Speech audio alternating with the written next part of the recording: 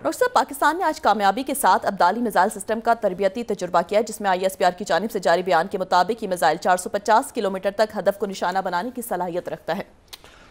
देखिए जी, अब्दाली का आज तजुर्बा हुआ है, कामयाब तजुर्बा। लेकिन इसमें जो इस वक्त की सूरत हाल है वो कुछ, वो जो सुन त्सू आर्ट ऑफ वॉर में कहा हुआ है ना, चाइनीज़ फिलोसफर और स्ट्रेटजिस्ट और बड़ा शख्स, कि आप गोली चलाए बगैर सबसे बेहतरीन फतह होती है कि आप गोली चलाए बगैर कोई जंग जीत लें। तो ये कुछ ऐसा सिलसिला हुआ है कि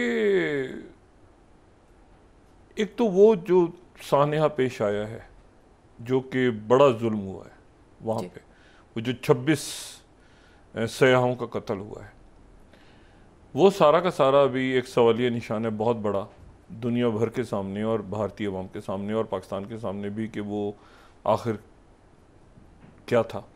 जी।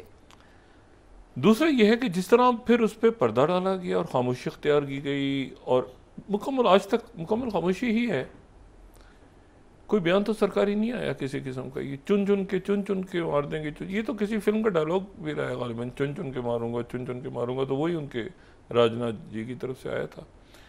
बाकी तो कोई उनकी तरफ से संजीदा ना बात हुई है ना कुछ हुआ है। और अब ये मामला कहीं दुनिया की नज़र में शायद बैक बर्नर पे चला गया है, या क्योंकि फौरी तौर पे आप एक बात करते हैं ना, आते हैं सामने, फेस करते हैं, जो मैं पहले भी, अब उसमें यह है कि अब ये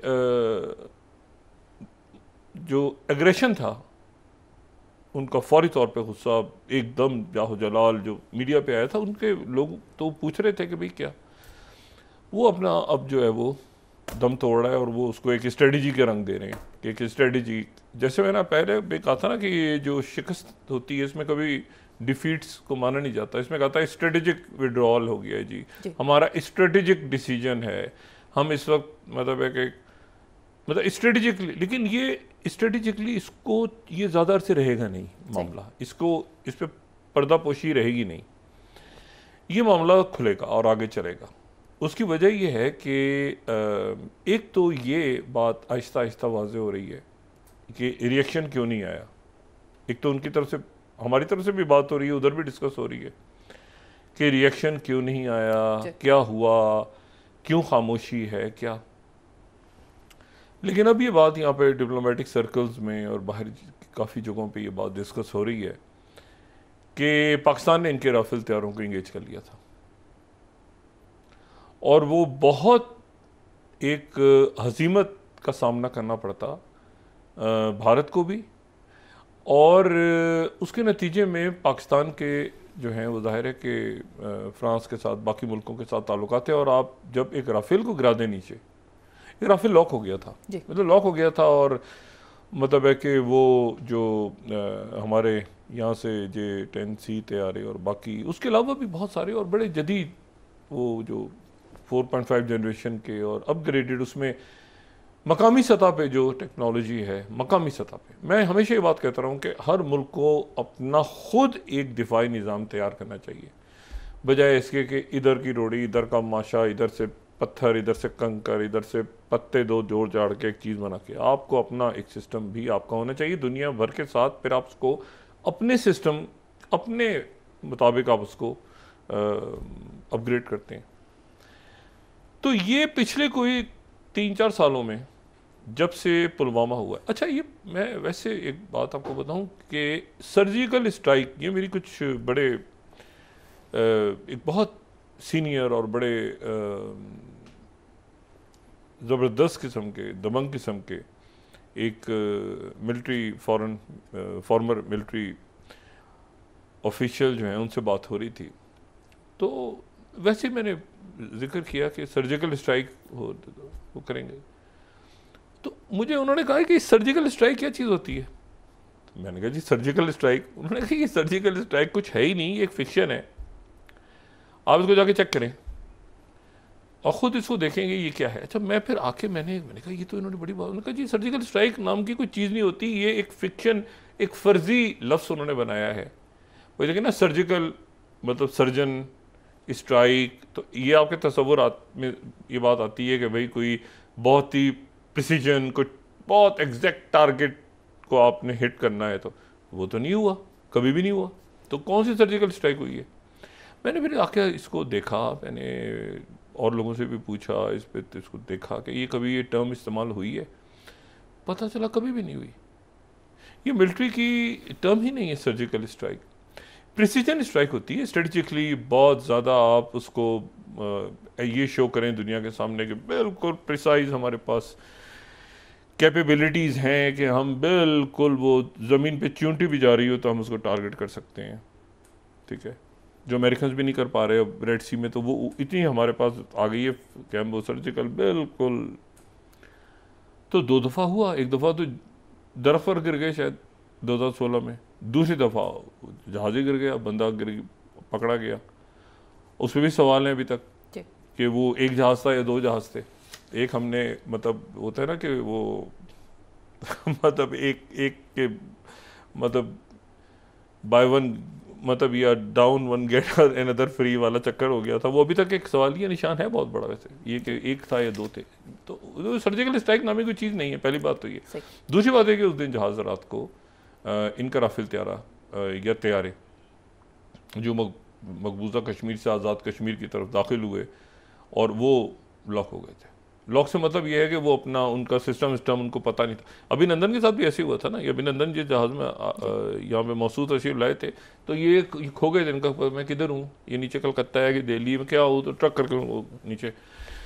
तो ये है कि ये वो पूरा जैमर्स के ज़रिए उनको लॉक करके और बिल्कुल वो फारिग हो गए थे हवा में कि हम किधर हैं भाई, ठीक है ना। तो वो उसके बाद फिर उन्होंने पलटा खाया और राफेल तैयारे के जो हैं ये बात बिल्कुल तय हो गई कि राफेल तैयारे जो हैं वो हमारे पास जो तैयारे मौजूद हैं बहुत सारी मतलब एक पे तो आप अपना डिपेंड नहीं करते ना, तो लेकिन उसमें जो सबसे बेहतरीन इस वक्त दुनिया का जो माया नाज तरीन तैयारे हैं वो J-10C तैयारे हैं, जो पिछले जब इनके राफेल शाफेल वहाँ आने शुरू हुए थे तो उसके बाद जो है वो पाकिस्तान ने फिर ये चाइना के साथ लिए और उस वक्त से पाकिस्तान उनको अपग्रेड भी कर रहा है, ट्रेन भी कर रहे हैं पायलट सारे। तो वो जब ये आए तो ये तो नए नए है ना, राफेल आए मुझे तो राफेल आए मैं चलाऊँगा। तो वो ना उनकी प्रॉपर ट्रेनिंग थी, वो बच्चों की तरह जहाज़ पे चढ़ बढ़ गए होंगे इनके पायलट, ठीक है ना, नया नया है, मैं चलाऊँगा मैं उनका भी ट्रेनिंग है, उनका छोड़ा मैं जाता हूँ जो उस चक्कर में वो प्रॉपरली ट्रेन नहीं है।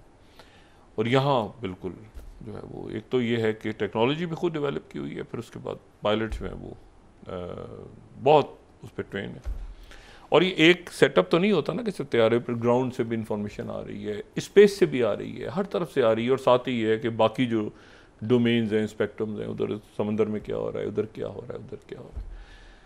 तो पहली बात तो ये हो गई। दूसरी जो बात इसमें है तो ये है कि जो अमेरिका की तरफ से इनको सपोर्ट ना मिलनी थी ना मिली। अच्छा, अब व्हाट नेक्स्ट? ईयू की जो है, ईयू की तरफ से आज इनको कह दिया गया है, तो ईयू को भी खूब लान तान हो रही है, वहाँ पे गालियाँ वालियाँ दी जा रही हैं तमाम ईयू को। उन्होंने भी कहा है कि रिस्ट्रेन करें, आप इसको एस्केलेशन से रोकें। और जैसे मैंने आपसे देखें, होता यह है कि जो प्रोपेगेंडा है ना, प्रोपेगेंडा जंग का हमेशा जंगों का एक बहुत अहम हिस्सा है प्रोपेगेंडा। लेकिन अगर आप कौम को मुस्तकिल एक प्रोपेगेंडे के ही फेज में रख देंगे ना तो वो फिर इम्यून हो जाएगी कौम। मतलब हम पाकिस्तान में बैठे हैं, अब ये बात हम क्यों डिस्कस कर रहे हैं, इसलिए एक सानिया पेश आया, उसके बाद जो है वो वहाँ पे मकबूजा कश्मीर में उसके बाद कुछ पता ही नहीं चला किसने किया है, वहाँ वो लोग बरतरफ होने शुरू हो गए, वो पाकिस्तान के बारे में उनका मीडिया, इसलिए हम डिस्कस करें। वरना हमारे यहाँ कभी हिस्टेरिया देखा आपने पाकिस्तान में इंडिया के बारे में? नहीं होता। वहाँ देखिए आप, वो जो कांस्टेंट हिस्टेरिया में आप रखेंगे ना, लोग इम्यून हो जाते हैं कि यार ये तो कह रहे हैं भाई ये कर बदला लेंगे, वो कहते हैं यार ये तो रोज़ बोलता है यार बदला लेंगे, क्या है तो मतलब वो तो फिर इम्यून हो जाते हैं ना लोग। तो सीरियस नहीं। अच्छा, फिर उसके बाद प्रोपेगेंडा फिल्म बनी, फिल्मों के नतीजे में वो कल्चर एक ऐसा बन गया कि लोगों को पता है कि जो भी कुछ होना है यहाँ पर कोई बच्चा किसी गटर में गिर जाएगा तो कहेंगे गटर जो है आपको इसलिए गिराएगा, ढक्कन पाकिस्तान के लोग ले गए थे उठा के। मतलब ये इस तरह के जब फेज में ले जाएंगे आप, तो वो इतनी प्रोपेगेंडा फिल्म्स बनी। ये देखें ना, ये उरी के नाम से इनकी फिल्म एक आई, वो उसमें जनाब एक फिक्शनल मूवी है, वो ये प्रोपेगेंडा फिल्म सारी। आखिर में अगर ये होना था ना, मैं आपसे उस दिन से कह रहा हूँ, पहले दिन से, कि अगर आखिर में ये होना था ना 2014 से लेकर 2025 तक, तो ये 10 साल जो है ना वो दुनिया के भी बर्बाद हुए, इनके भी बर्बाद हुए, लोगों के जहनों में भी जहर भरा गया। अब उसको वापस, असल बात यह है कि लोगों के जहनों में जो जहर भरा गया वो कैसे निकाला जाता है, उसका क्या तरीक़ा है। जो लोगों में इतनी नफरत फैला दी आपने कि वो गले काटने पे उतर गए मुसलमानों के और बाकी जो वहाँ पे लोग रहते हैं, या आपके अपने जो मुखालफीन हैं उनके, तो वो ये बड़ा मसला है कि उस जहर का तरीक़ा कैसे होगा। डी एस्केलेशन आप फौज के लेवल पे, सफारती लेवल पे तो कर लेंगे, वो उस जहर, जहनों के जहर का तरीक़ा कैसे होगा। फिर बॉर्डर एक आई थी उससे पहले फिल्म, फिर उसके बाद जो है वो और बहुत सारी फिल्में आई इनकी। लेकिन ये है कि ये जो अभी कुछ अरसे पहले इनकी फाइटर के नाम से आई थी मेरा ख्याल है फिल्म, जो उसके जहाज़ वगैरह उसमें चला रहे हैं, फिर राजी, फिर LOC, फिर ये मिशन मंजू, फिर फैंटम, और ये मतलब हर फिल्म के अंदर एक जगह पर आप ले जाके वहाँ मुसलमान, विलन मुसलमान होता है, ठीक है, मुसलमान होता है, और जो भी मुसलमान होता है वहाँ का मकामी, उसका ताल्लुक पाकिस्तान से निकलता है, और वो होता मकामी है और पाकिस्तान से उसका लिंक होता है, ठीक है। तो ये फिल्म की जो है, ये प्रोपेगेंडा फिल्म्स के नतीजे में इतनी चीज़ वहाँ पे ये नफरत फैली कि जो भी मुसलमान आपको नजर आए समझ लो कि ये पाकिस्तान का एजेंट है, और ये बिल्कुल हासिल सी एक मशक थी। तो मैंने कहा 2-3-4 चीज़ें इसमें बड़ी इंपॉर्टेंट है। एक तो ये कि उस दिन रात को इनके जहाज़ गिने जा रहे थे। मैंने यहाँ पर किसी से एक दफ़ा पूछा, मैंने कहा जी ये आप कहीं मामला आगे एक्सलेट हो जाए तो न्यूक्लियर का कब सोचेंगे। उन्होंने कहा सोचेंगे, हम कर देंगे। मैंने कहा क्या मतलब है। उन्होंने कहा हम कर देंगे। आपके अजीब आपने सवाल किए डॉक्टर शायद कि हम सोचेंगे न्यूक्लियर का। हम सोचेंगे नहीं, हम करेंगे। तो इसमें सोचना क्या हो, सोचेंगे हम बैठ के, मतलब हमारा कोई इजलास होगा कि हम सोच रहे हैं बैठ के। मैंने कहा जी अच्छा।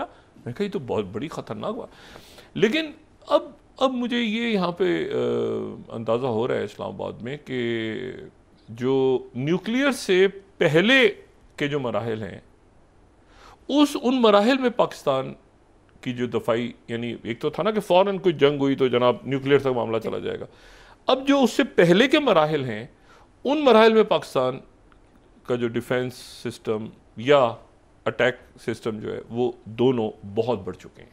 मतलब न्यूक्लियर थ्रेशोल्ड आगे है काफ़ी, जो जहाँ पहले था उससे पहले आपके पास बहुत वेपन्स हैं, आपका रिडार सिस्टम, आपके वेपन्स, आपके मिसाइल्स, आपका बहुत कुछ आपके पास है आर्टिलरी में, नेवल साइड पे, और आप उतना शो नहीं करते जितना है।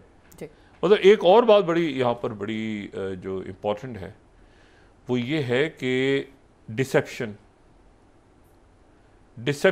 जो है ना, वो ये किसी दिन डिसेप्शन में हमारे ये बहुत बहुत बहुत बहुत अंडर एस्टिमेट शायद कर रहे हैं इस वक्त पाकिस्तान की सलाहियत को, और ये समझ रहे हैं कि शायद ये 2018 है या 2017 है या 2014 है। ऐसा नहीं है। पिछले 5-7 सालों में पाकिस्तान बहुत आगे गया है खामोशी के साथ, उसमें साइबर में, उसमें आर्टिफिशियल इंटेलिजेंस में, जहाज़ों के साथ लिंक कर दिया गया है। आपको पता है चाइना ने तो बिल्कुल इंटीग्रेट कर दिया डीप सीक को, और अपने जो एडवांस उनकी टेक्नोलॉजी उनके जहाज़ों के साथ बिल्कुल इंटीग्रेशन हो गई है।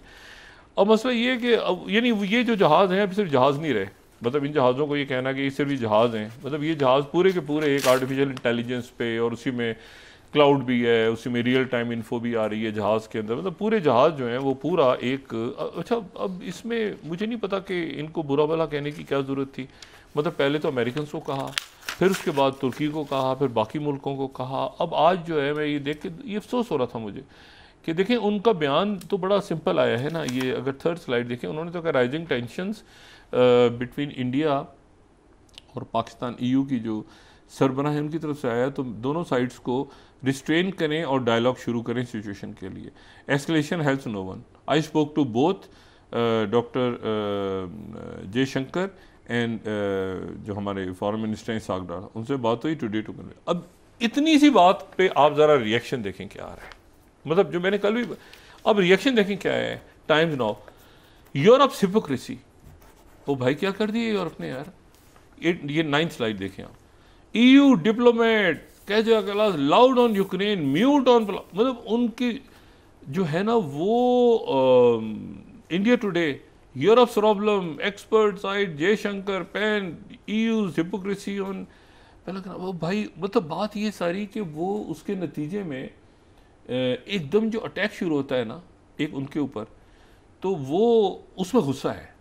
अच्छा, अब ये गुस्सा क्यों है? ये या तो गुस्सा पहले दिन होता है ना, पहले दिन तो दुख, पहले तो देखें कभी कोई ट्रेजेडी होती है पहले दुख होता है, गुस्सा उसके बाद, पहले तो दुख, एक दुख का सेगमेंट है ना, दुख। आज 2 साल नहीं, 2 साल या 3 साल करीबन हुए हैं मणिपुर के जो कश्तो खून की वहाँ पे जो एक जो भी हुआ है मणिपुर का, और अभी भी है, आज लॉकडाउन है सारे इलाकों में, मणिपुर बाकी सारे इलाकों, 3 साल हुए। 3 सालों में इंडियन प्राइम मिनिस्टर मोदी एक दफा मणिपुर नहीं गए, एक दफा आप देखें ईगो जो होती है ना, ईगो किसी में भी जहां आप इनकिसारी दिखाएंगे ना लोगों में, अपने सामने लोगों, मणिपुर नहीं गए वजीर आजम मोदी, अब अंदाजा लगाएं।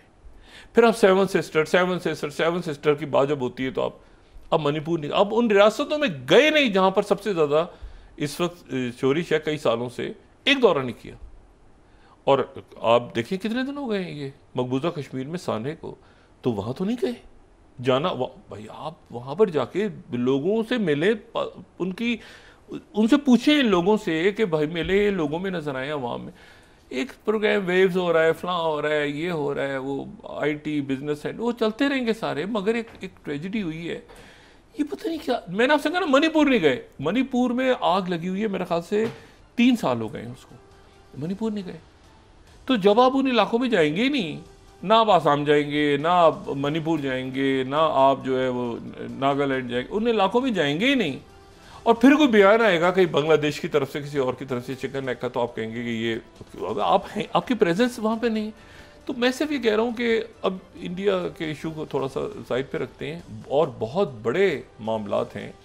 अगले चंद दिनों में प्रेसिडेंट ट्रंप के सऊदी अरेबिया आने की तैयारी हो रही है, और सऊदी अरेबिया वो जो पहुँचेंगे तो अगले दिन कोशिश ये हो रही है कि सऊदी अरेबिया ने एक तो कंडीशन रख दी है, खामोश सफारतकारी के तहत एक मैसेज भेजा है कि यहाँ पे इसराइल डिस्कस नहीं होगा, नॉर्मलाइजेशन के उनके साथ ताल्लुकात और ये सारे मामला डिस्कस होंगे ही नहीं, वो एजेंडे में नहीं है, वो एजेंडे का हिस्सा है ही नहीं, मतलब इसराइल एजेंडे का हिस्सा ही नहीं है। दूसरा, सऊदी अरेबिया में एक कोशिश हो रही है कि जो एक रात तो वो पहले एक दिन पहुँचेंगे, उनकी वहाँ पर वज़ीर आज़म और वली अहद से मोहम्मद बिन सलमान जो हैं उनसे मुलाकात होगी, बायलैटरल मीटिंग्स होंगी, 13 तारीख को सारा कुछ होगा। कोशिश ये हो रही है कि अगले दिन उन्होंने जाना है फिर कतर, और कतर से मुत्तहिदा अरब अमारात, लेकिन सऊदी अरेबिया में कोशिश ये हो रही है कि अगले दिन जो है वो जीसीसी कंट्रीज़ के रहनुमा वहाँ पहुँच जाएँ। अच्छा, 2 तो ऐसे हैं जहाँ पे उन्होंने खुद भी जाना है, लेकिन कुवैत, बहरीन, कुछ लोग, कुछ जो दीगर ममालिक हैं उनके, अरब लीग नहीं, जीसीसी के ममालिक, तो उनके साथ भी एक मीटिंग हो जाए सऊदी अरेबिया में, और फिर उसके बाद वो जाएंगे कतर, अमीर कतर से मुलाकात होगी, फिर वो जाएंगे मुत्तहिदा अरब अमारात, उनकी मुलाकात होगी वहाँ के सदर मोहम्मद बिन जायद से, और फिर वो इसराइल का दौरा नहीं कर रहे। और आप वक्फा लें तो मैं आपको ये बताऊं कि ये हुआ पिछले 24 घंटों में कुछ बहुत ही अजीब सा मामला है। जैसे मैं कह रहा हूँ ना, ये इंडिया के साथ हुआ है, उधर नेतन्याहू के साथ, मोदी उधर नेतन्याहू के साथ भी कुछ हो गया है। ब्रेक के बाद बात करते हैं, और वो उससे समझ आ रहा है कि ये अचानक जो खामोशी छाई है ना, देखें सारे मामला इंटरकनेक्टेड हैं, कुछ ऐसा हो रहा था जो बहुत ही अजीब और गरीब था, और उसके नतीजे में इधर की भी खामोशी छाई है, मोदी सरकार पे भी, उधर नेतन्याहू हिल गए अपनी जगह से, कुछ ऐसी चीजें पकड़ी गई हैं।